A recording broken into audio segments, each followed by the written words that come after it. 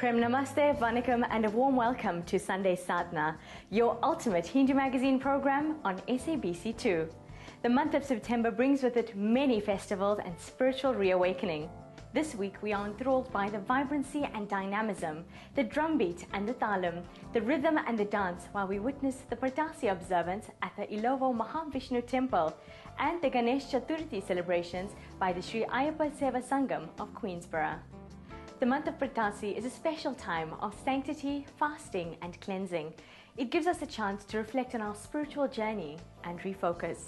Observed in different ways by different people, the Ram Bhajan is the most popular folk art that has been adopted by temples as part of their observance of Purtassi. The Ilovo Sri Hari Chimadri Appana Seva Bhajana recently held their Ram Bhajan in reverence to Lord Venkateshwara, and Sunday Sadhana was there to capture the magic.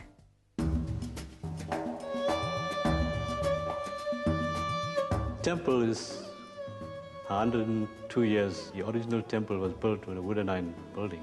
The land was owned by the Ilovo Sugar Estate, and they could move us around. And when they moved us to the right spot, and we found that we were situated on the river banks of the Ilovo. Purtassi, I think by now, needs very little explanation because virtually everybody knows what Purtassi is all about. But when it comes to Ilovo, it's slightly unique in that during the month of Purtassi, we pay homage to Lord Vishnu, Lord Narayana, Lord Venkateshwara. And we start off by having our Hanuman prayer at 5 in the morning on Saturday, on the first Saturday, and then we move on to having the Ram Bhajan. Purtassi is a month of fasting. It's a month of cleansing your mind, detoxing your body, abstaining from the pleasures that you normally partake during the course of the year, and most and foremost, being spiritually minded for the month of Purtassi. Ilovo Sri Hari Chimadri Appana Seva Bhajana was formed in 1907 by my great-grandfather and his siblings, the Teagati Appia family. This group was formed in 1907, and to date we are 105 years old this year. The Ram Bhajana is a localized name for traditional thanksgiving prayer known in India as Chirtala Bhajana or Chekka Bhajana. It is performed by a special group. The presentation involves traditional routing with bhajan songs sung in the formation with steps known as Adugu around a tree which we called Chettu or Vriksha Deepam.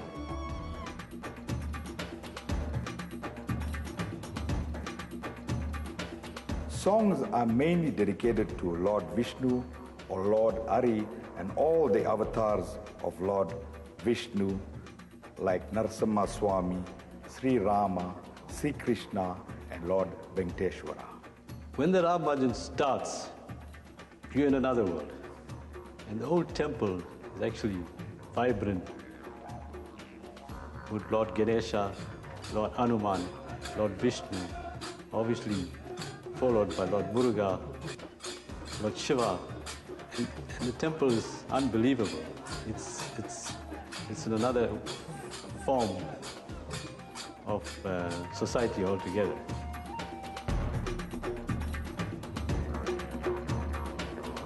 We start off with chanting Hari Hari Narayana, Adi Narayana, Karunenchi Mammelu, Kamalalo Januda.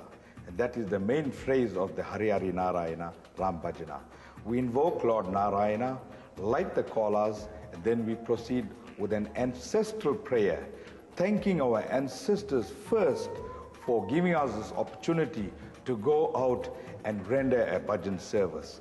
And when we thank our ancestors, take the blessing of Lord Ganesha, then we go on an onward journey. The guys do it with dedication and love. That's the most important thing. I just cannot explain the vibrations that come into you. With the rhythm, with the beat of the talas and the cymbals and the mridangam all in one uniformity, and the adagus, the steps, by the children and the adults are all performed simultaneously. One is in another world, shall I say. We are in another world. The Ram Bhajana is just a thanksgiving prayer unto the Lord, thanking Lord for keeping the family in good shape, thanking Lord for giving us spiritual wealth, thanking Lord for giving us best health.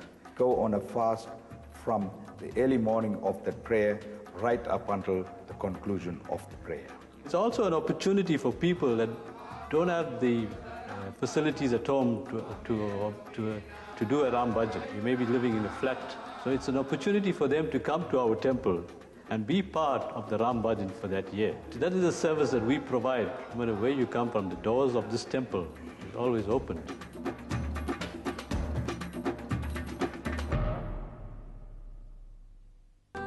Ganesha Chaturthi is the birthday of the much-loved deity, Lord Vinayaka. To celebrate this special occasion, devotees from the Sri Ayyappa Seva Sangam in Queensburgh made little clay models of Lord Ganesha that was adored and worshipped during their week-long observance. Sunday Sadhana joined the Sangam and learnt about the symbolism and inner significance of the creation and final dissolution of the remover of obstacles. It is the birthday of one of the most loved of all of the deities that we have in Hindu culture.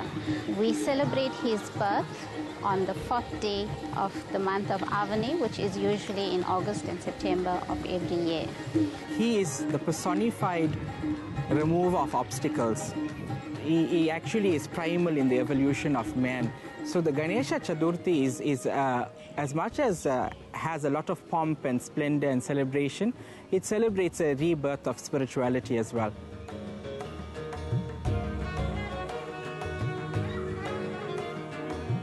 Our temple is observing the Ganesha Visarjana ceremony, the celebration of Lord Ganesha and the immersing of the clay Ganeshas. Ganesha is a power that if churned, starts to rise. Your cognizance, your intelligence develops with that. So it's from gross to spiritual. The actual making of the clay Ganeshas gives people some form to worship. We would have pictures of Ganesha to worship, but when it is made from clay, the clay actually comes from Mother Earth itself, and the energy that comes from Mother Earth, because Mother Earth is a life-giving form, and as such, that life-giving form is instilled into that clay that is formed into the shape of Ganesha. So devotees that take the Ganesha home have the opportunity of worshipping something that is concrete and visible to them, and it also becomes their very own personal Ganesha. The little kids at one point in time start off with making the Ganesha. They treat it with a lot of love, and as they grow up, they want to get involved with the various other aspects of puja. They want to be a part of the Havan. They want to be a part of the Abhishekam. They start to play instruments. They start to sing. But it's associating the kids with what they do best, and that is play. So making of the Ganesha is just, I think, a very more disciplined form of their playing with mud and whatever, but doing it divinely, right, for God.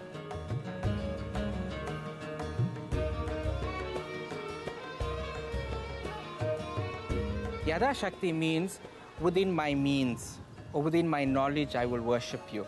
So everybody at home worships the Ganesha to the best of their ability. Here at the temple we conduct more formal worship according to the scripture. And all of this amalgamates, it comes together on Saturday, where the people that have worshipped at home and we at the temple join in a communal worship. It is a reminder of our lives as well, where we are a spiritual form, and then we take some physical form on earth, and thereafter we go back to being that spiritual form. So he is a reminder of that as well. As Hinduism, we are taught at an absolute level never to hold on to any image for a long period in time, to remember that Tattvamasi, that we are God, we are part of the greater whole. So that is the concept behind the Visarjana or the immersing of the Murti.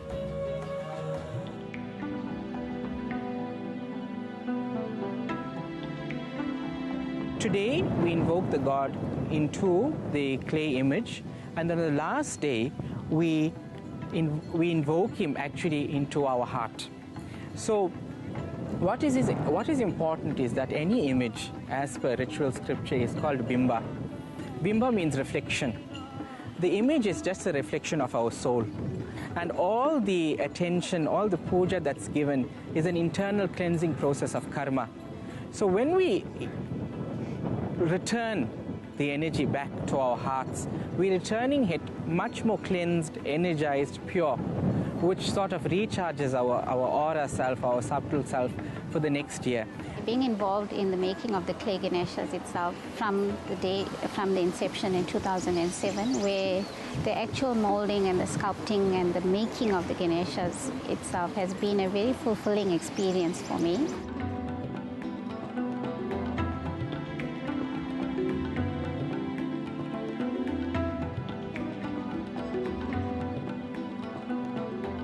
The happiness and joy that these festivals bring. Sri Ramana Maharishi once said, "Happiness is your nature. It is not wrong to desire it. What is wrong is seeking it outside when it is inside." So keep up the sadhana, and until next week, Vanakkam.